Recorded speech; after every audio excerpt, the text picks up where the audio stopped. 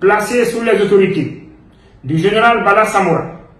et du général Mamadi Doumbouya, président du CNRD. Depuis cette nuit, Foulke-Mange et Biloba n'ont pas eu accès à leur avocat, à leur épouse, encore moins à leur enfant. Complètement coupés du monde extérieur pour les faire vivre les moments les plus sombres et les plus difficiles de leur vie sur terre, Foulke-Mange et Biloba n'ont d'espoir que le peuple de Guinée.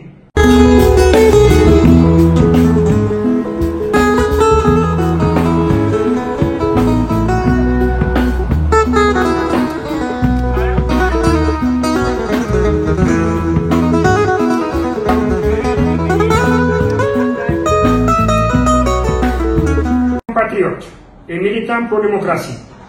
ce 9 mai 2025 marque le 10e mois de l'arrestation et de l'enlèvement des deux figures emblématiques de la lutte démocratique que nous menons depuis 2019.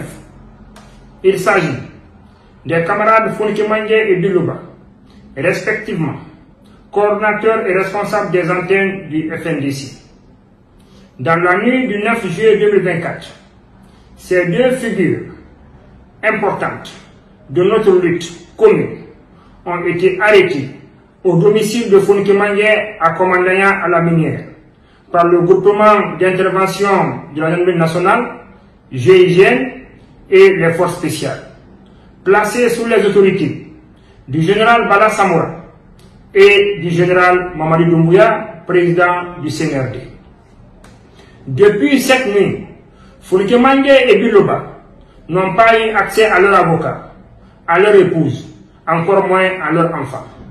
Complètement coupés du monde extérieur pour les faire vivre les moments les plus sombres et les plus difficiles de leur vie sur terre, Foulke-Mange et Biloba n'ont d'espoir que le peuple de Guinée. Un peuple qui ne doit pas les oublier, un peuple qui doit être aux aguets et un peuple qui doit continuer à les faire vivre parmi nous jusqu'à leur libération prochaine. Il est temps ou jamais,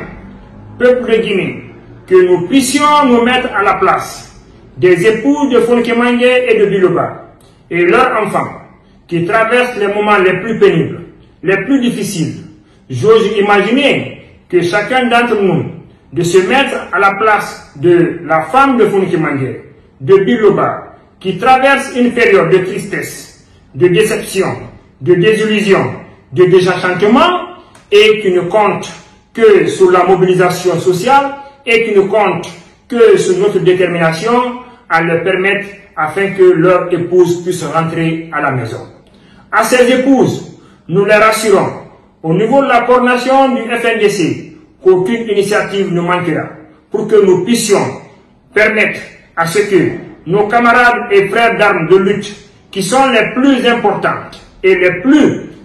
engagés de la lutte que nous menons depuis 5 ans puissent rentrer très bientôt à la maison.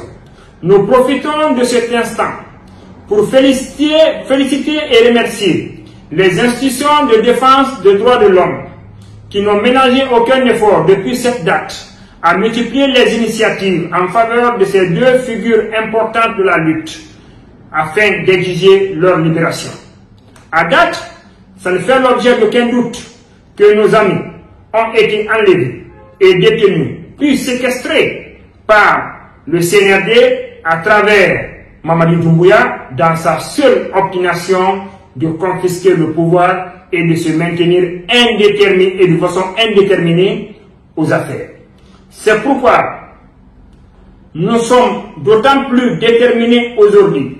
que la lutte démocratique que nous menons sera certes difficile, sera certes jonchée du moins ça, de difficultés, mais à travers notre foi, notre résilience, notre détermination, nous parviendrons à atteindre notre objectif ultime qui consiste à libérer notre pays des carcans, des vautours, des personnes qui veulent l'enchaîner à vie et à profiter de cette république sur le dos du contribuable guinéen. Je vous remercie.